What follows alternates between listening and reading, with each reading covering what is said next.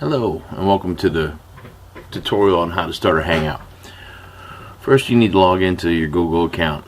Once you do that, you want to go ahead and open up in Google Plus. So go to your Google Plus account, hit Google Plus. In there you can either start a Hangout from here, hover over the home menu, and you can see Hangouts right here. You can hang out here or you can go directly to your community, but we're going to go to the Hangouts. So you're going to click on the Hangout, and at this point you have two options. You can go Hangouts on Air, or you can do the regular Hangouts. What we're going to do is Hangouts on Air. So you're going to click on Hangouts on Air. This allows you to eventually, after recording the video or after doing the video, you can record and upload it for later viewing. So we're going to create a Hangout on Air. You need to give it a title, so Hangout Demo. And then you can tell what people is about. This is a demonstration. Once you label it, we don't want to do it to the public, so go ahead and X that out. Now here's a place where you can add your audience. You can type in their emails directly here.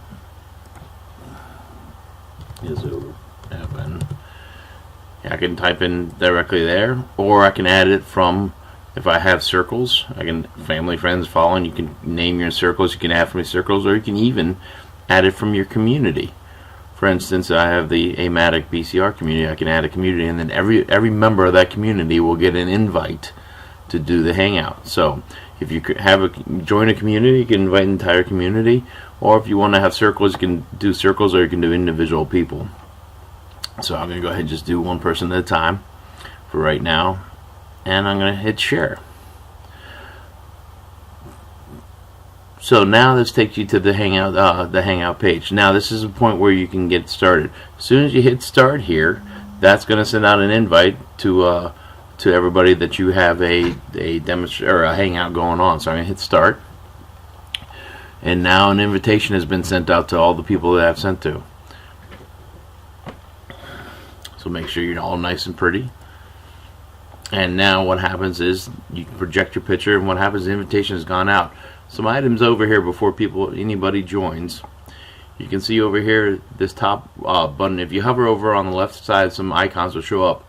This is a chat box. You click on the chat box, and you can see on my right hand side of the screen, chat box will open and close. So here I can do chat box. Hello everyone. So when people arrive, you can use a chat box to communicate, obviously through IM, or if you just, as you're having conversations, you can also post questions up there. And I need to work on my spelling as well, it looks like.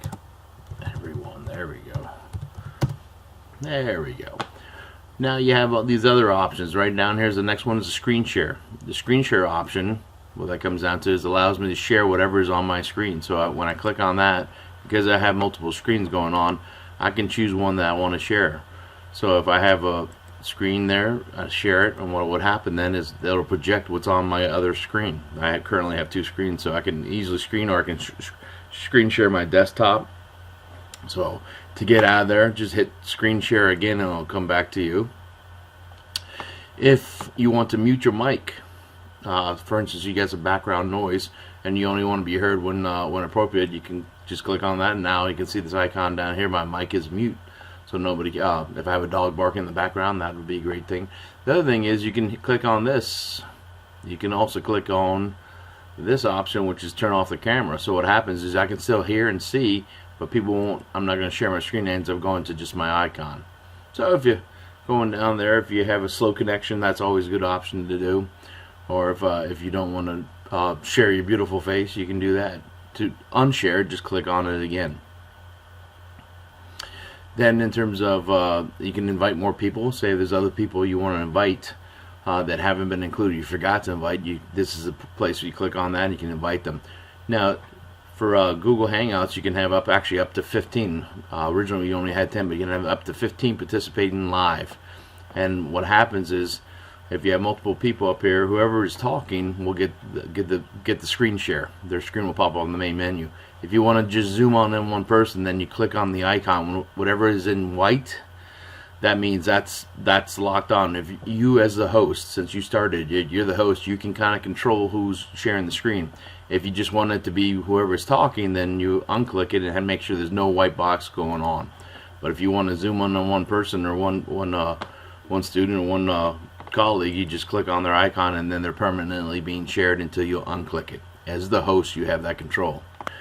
But essentially what happens is after this, so after you go through, you host the site, and what you want to do then is you're going to, once everybody has joined, see down here at the bottom it says start broadcast. Up until this point, nothing has been recorded. Even though we would be interacting with other colleagues, nothing has been recorded. Once you hit start broadcast, then the video, now it gives you an option that says go live. Said yes. So what happens now is there's a little bit of a buffering, but essentially now from here on out, everything we say will be recorded and it'll be available for viewing at a later date. So from here on out, this is live and this is going to be recorded, and you have that option, like I said, to record it and upload it to your community or wherever it may be. Share it with appropriate people so they can see what we covered in that meeting or that hangout. So as of that through there, obviously there's sound effects. It's always recommended to have headphones because of buffering, as well as a mic. Just because of different, if we're meeting across country, different buffering stages is probably the best way to go. And then in terms of control, obviously down here at the computer, if you can't hear, you can adjust your microphone, adjust your volume. So make sure you know where all those icons are. And then obviously you can have your different settings. So this is to check if you can't hear somebody or your microphone's not working, this is a place to check for those to make sure that they identify correctly with what you have on your system.